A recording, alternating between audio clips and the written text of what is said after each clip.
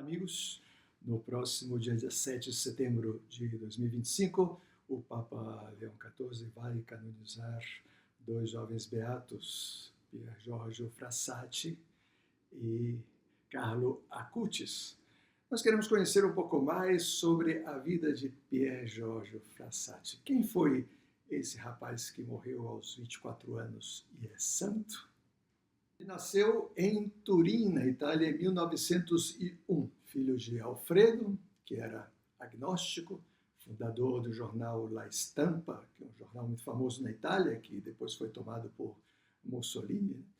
E ele chegou a ser, o pai, de Pier Giorgio, chegou a ser embaixador da Itália na Alemanha, em Berlim. De fato, Pier Giorgio teve um momento da sua vida lá na Alemanha muito interessante. Adelaide, sua mãe, era uma católica muito sensível, mas talvez muito ligada às regras, e não chegava a compreender muito bem a vocação do seu filho. Luciana, sua única irmã, era um ano mais jovem, era uma amiga inseparável e era com quem ele mais tinha intimidade dentro da sua casa. A sua família era uma família de classe alta, da burguesia liberal italiana. Ele primeiro estudou numa escola pública. Aí no Brasil nós temos muito má imagem da escola pública, na Itália não. Mas num certo momento ele passou para a escola do Instituto dos Jesuítas. Isso influiu decisivamente na sua vida. Os estudos superiores ele fez no Politécnico de Turim. Ele queria ser engenheiro mecânico com especialização em mineração, porque nessa época ele já estava muito interessado em ajudar os mineiros a estarem muito mais perto da fé.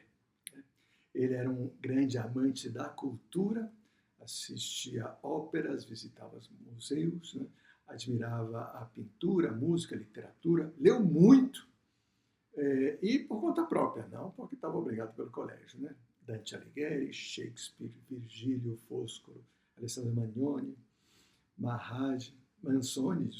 Alessandro Manzoni, Marradi, D'Annunzio, Heine, Goethe. E tinha um afã muito particular por Dante Alighieri, a tal ponto de quase decorar textos inteiros dos seus livros. Também era um grande apaixonado pela montanha, era montanhista. Ele fez parte da CAI, Clube Alpino Italiano, e IGM, Jovem Montanha, bem italiano, logicamente. Em termos de amizades, era um grande amigo. Tinha muitas e variadas amizades, profundas, sinceras. Ele, sendo um jovem muito alegre, tinha muita facilidade para fazer amizade. Mas que também ele buscava amizades que estivessem mais alinhadas com a sua forma de pensar. Com quem ele pudesse tratar temas sensíveis, com os quais ele tinha necessidade de ser absolutamente sincero. E também buscar o melhor para os seus amigos. Não por serem amigos, ele fazia de conta que não via os seus defeitos e não os encarava. Eu acho que por isso gostavam tanto da sua amizade. Ele era um amigo fiel e sincero, não ficava disfarçando as coisas para manter as amizades. Mas ele também aceitava quando era corrigido, humildemente. Ele se dava conta das suas limitações. E então era uma ajuda mútua. Buscava ajudar os amigos, mas também ele se deixava ajudar. Ele foi membro da FUCI, FUCI, que era a Juventude Universitária, os universitários católicos. Nessa instituição, ele demonstra como ele era apaixonado pelas causas universitárias. E como ele se juntava com outros universitários que tinham os mesmos princípios, os mesmos valores, os mesmos interesses. E muitos deles eram igualmente apaixonados que Pier Giorgio. Eram rapazes e moças. Eles, dentro da FUCI, eles criaram um grupo particular, que se chamava a Società dei Tipi Loschi, a Sociedade dos Personagens Misteriosos, cujos membros eram os malandros e malandras, como cada um assumindo um apelido, um pouco para dissipar essa visão ou tentação do escrúpulo ou da melancolia na vivência da fé. Eles buscavam, através desse grupo, servir mais e melhor a Deus, com perfeição, mas com alegria. Porque um santo triste é um triste santo. E, no fim das contas, não é santo. Buscar a santidade é viver na alegria. Vamos ver um pouquinho como Pierre Georges Frassati chegou a ser santo. Formação católica. Da sua família, ele só recebeu os fundamentos da fé. O seu pai era muito correto, mas agnóstico. Então, não lhe podia transmitir a fé. A sua mãe era uma católica, mas muito mais ligada aos sentimentos. Então, ficou mais ligada aos sentimentos submetidos pela lei. Ou seja, ser um católico porque tinha que cumprir as suas obrigações como católico. Mas, desde criança, Pierre Georges já manifestava um grande desejo de Deus. E isso, para os pais, era inexplicável, porque não vinha deles, né? Ele aprendia com facilidade o Evangelho, por exemplo, né? E, pois, já desde criança tinha uma sensibilidade para com os pobres, para os mais necessitados, né? Depois, quando ele foi estudar com os jesuítas, ele aprendeu o amor pela Eucaristia, pela adoração eucarística, pela celebração eucarística. E fez da comunhão um hábito que chegou a ser diário, né? Os seus pais não estavam muito de acordo com isso, mas ele era um tipo insistente. Ele entrou também em diversas associações católicas, não estou exagerando, foram diversas, né? Entre elas estava o apostolado da oração. Sabem o que é o apostolado da oração? É quando você se junta para rezar com intenção apostólica, sabendo que a graça de Deus vai atuar e fazer coisas maravilhosas através da sua oração. Mais para frente vamos falar de outras associações da qual ele fez parte, né? Também, no âmbito da caridade cristã, ele entrou para as conferências de São Vicente de Paulo, que são grupos de católicos que tratam de viver a fé ajudando os mais pobres, os mais necessitados, a arrecadação de fundos, indo visitá-los, ajudando a colocá-los no mercado de trabalho, ajudando a arrumar as suas casas, a conseguir coisas materiais concretas.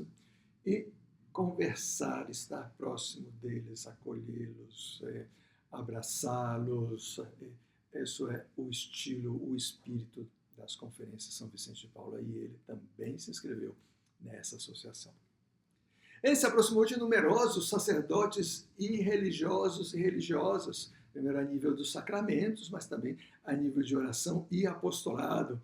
Então, ele tinha muitos amigos e amigas entre os sacerdotes e religiosos, né?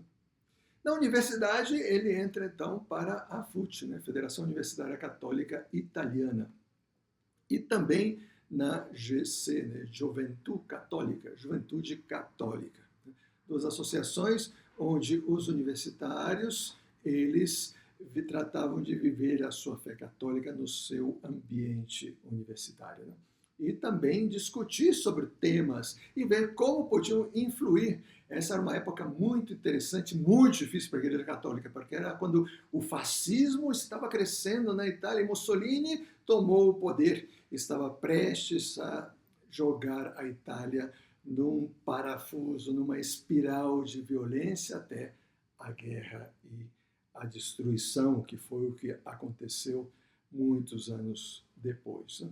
Então, ele pegou o início desses acontecimentos e quando esses acontecimentos se precipitaram em eventos violentos contra os católicos, em particular contra os universitários católicos que não tinham vergonha nem medo de manifestar publicamente a sua fé. O seu lema passou a ser oração, ação e sacrifício. Oração. Preciso rezar muito porque tudo vem de Deus e vai para Deus. Ação essa fé não pode ficar guardada, parada. Nós temos que levar a outros e levar também para a vida pública.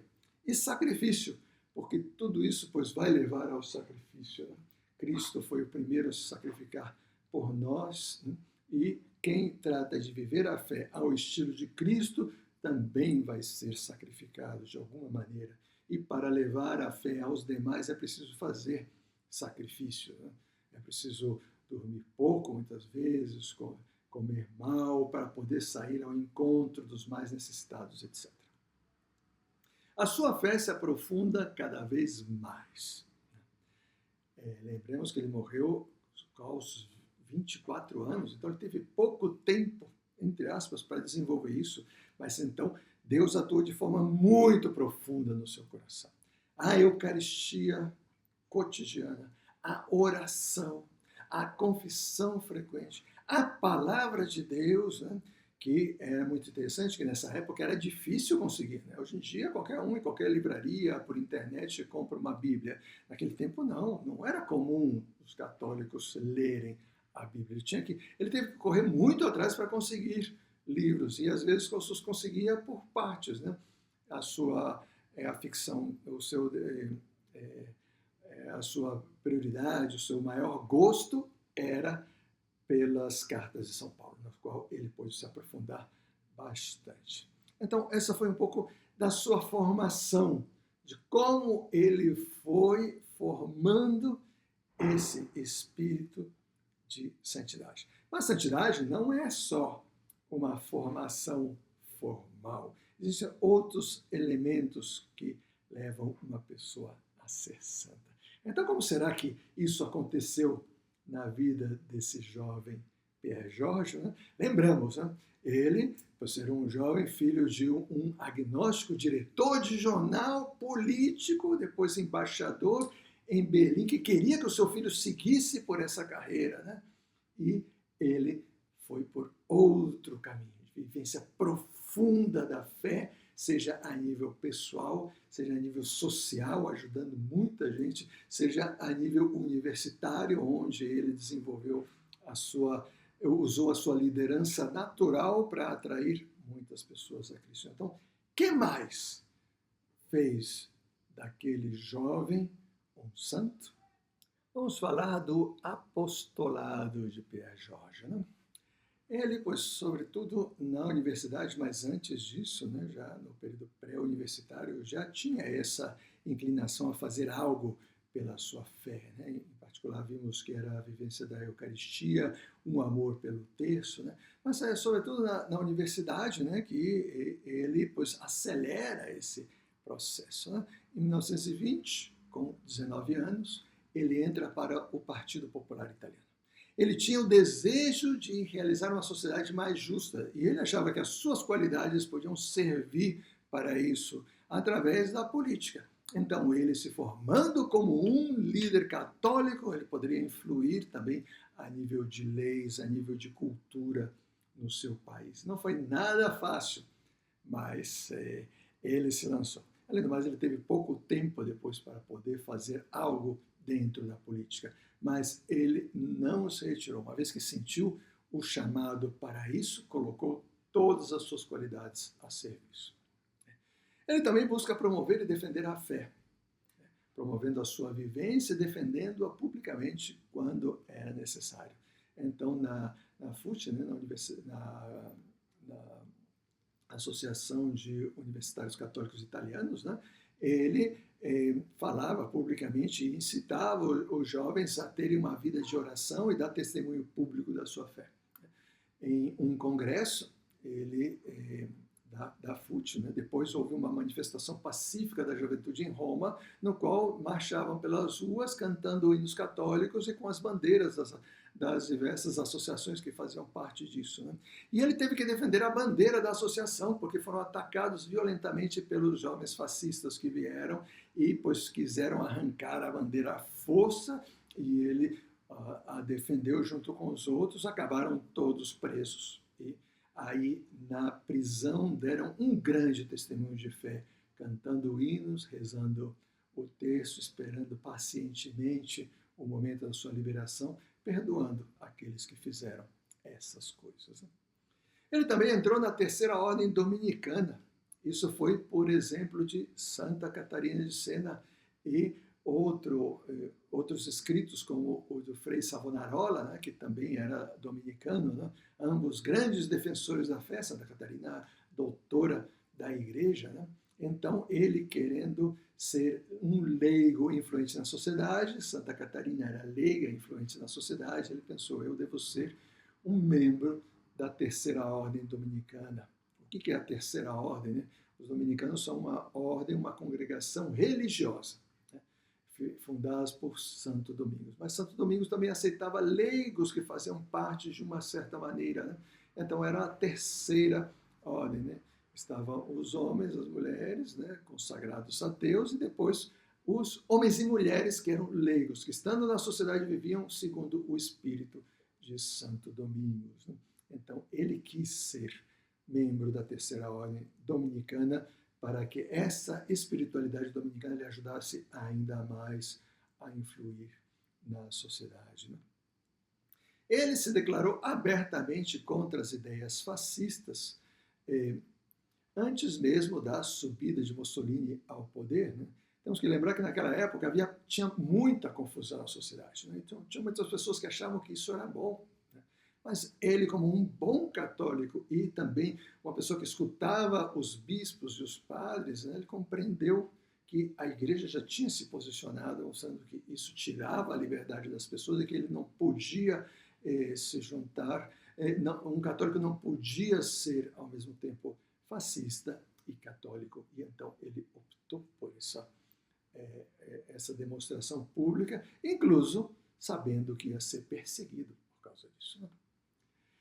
E também, como apostolado, ele utiliza muito o esporte, em particular os passeios à montanha, como meios de apostolado. Como dissemos, ele gostava muito de subir montanha. Não é a nossa típica caminhadinha pela montanha, né? Era subir com cordas mesmo, eram partes de alpinismo. Né? Ele fazia parte do clube alpino de montanhismo. Né? Então, pois muitas vezes levava grupos pequenos de jovens, né, que além de desfrutar de Deus na natureza e de ver a Deus na natureza, também vinham rezando o terço, né, e conversando sobre temas católicos. Muitos deles aprofundaram a sua fé nesse momento. Mas é com os pobres que Pier Giorgio Frassati tinha a sua maior debilidade de coração. Desde criança ele tinha esse grande desejo de ajudar os pobres. Era como que algo semeado no seu coração pelo mesmo Deus e que foi aumentando conforme foram passando os anos. Ele muitas vezes quis fazer obras de caridade diretamente com o dinheiro do seu pai, com as posses do seu pai, mas que o seu pai não aceitou e achava que o filho estava perdendo tempo, que ele precisava dedicar mais tempo aos estudos, ele ia seguir a carreira do seu pai com o jornal, então ele precisava se preparar bem para isso. Né? E então, Pier Giorgio fazia as coisas discretamente, buscando ele mesmo o dinheiro, arrecadando o que podia e dando das suas próprias coisas para os pobres. Né? Então, temos que lembrar que era a Itália da Primeira Guerra Mundial.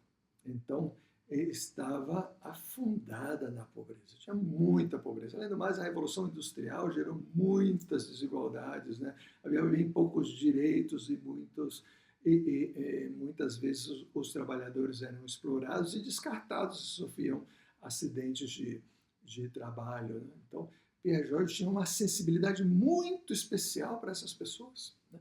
Ir ao seu encontro para ajudá-las espiritualmente, porque a todos lhes tratava de ensinar o texto, aqueles que não sabiam, ajudá-los a que se aproximassem da Eucaristia, da igreja, né? Mas também ajudá-los nas suas necessidades materiais. Né? Em uma ocasião em que uma senhora, depois da morte de Pier Giorgio, dá o testemunho, né, de que como ele foi na sua casa, sabendo que ela estava prestes a dar à luz e que ela não tinha condições nem lugar para dar à luz, que ele conseguiu, a maternidade o acompanhou, na maternidade acompanhou depois do parto, conseguiu coisas para essa criança, e depois ele acabou sendo o padrinho de batismo dessa criança, e conseguiu o vestidinho para que pudesse ser batizada dignamente.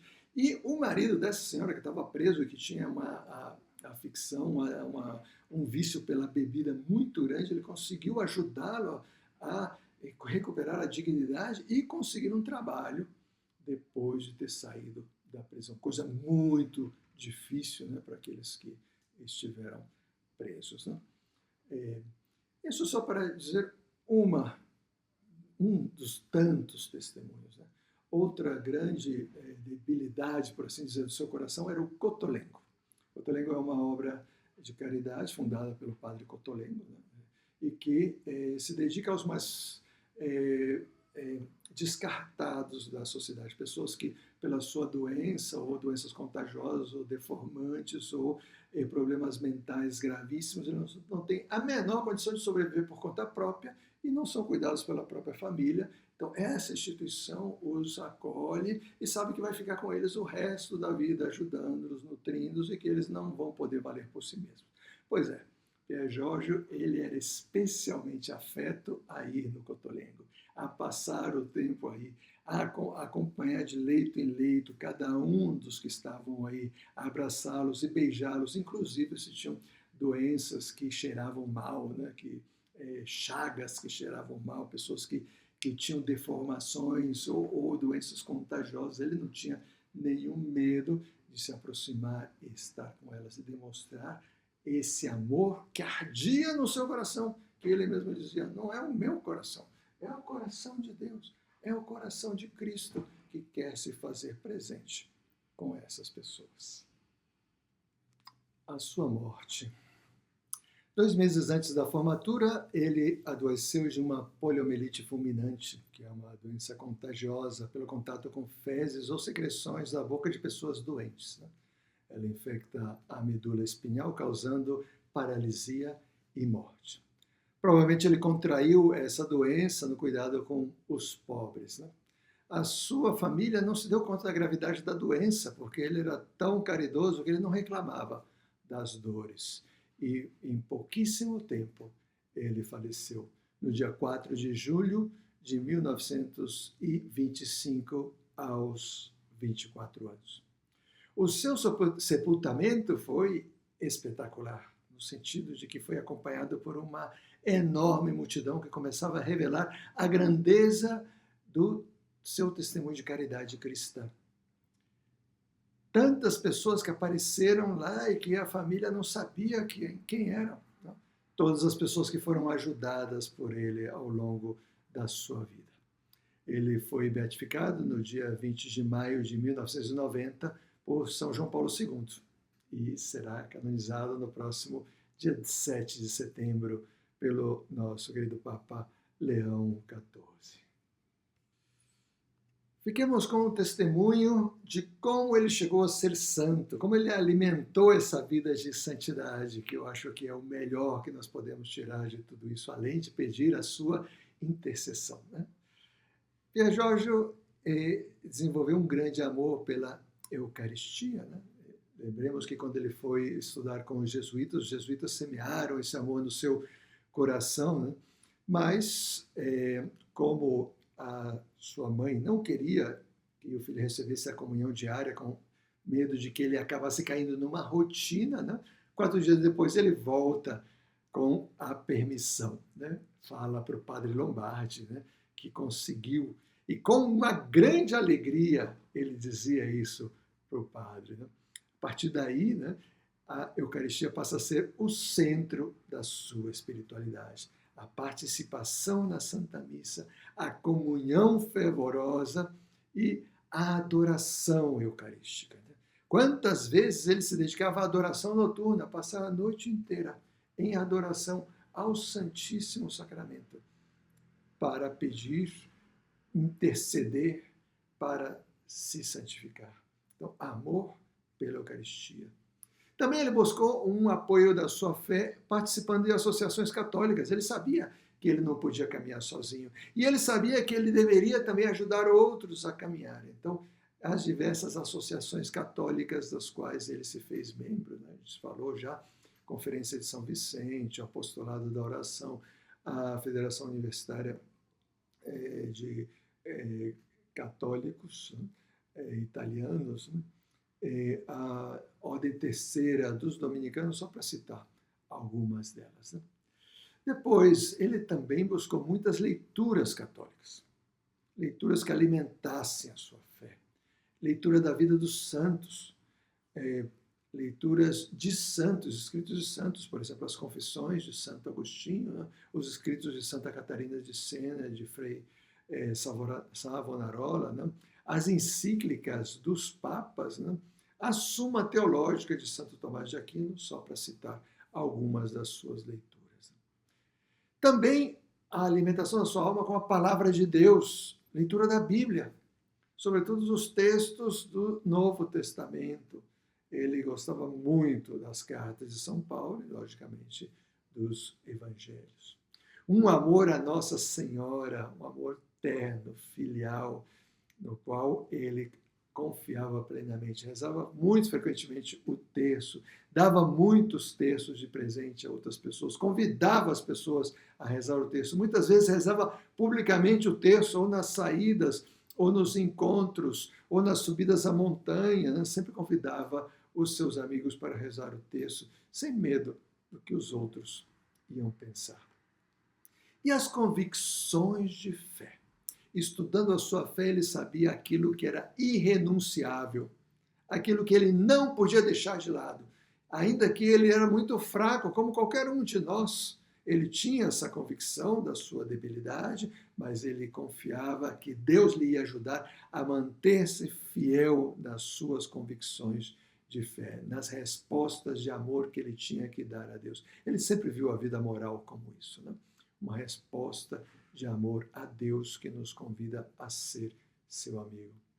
Que o futuro santo Pier Giorgio Frassati nos ajude a querer a santidade, a desejar a santidade e que ele interceda por nós. E a bênção de Deus Todo-Poderoso, Pai, Filho e Espírito Santo, desça sobre vocês e permaneça para sempre. Amém. Fenomenal.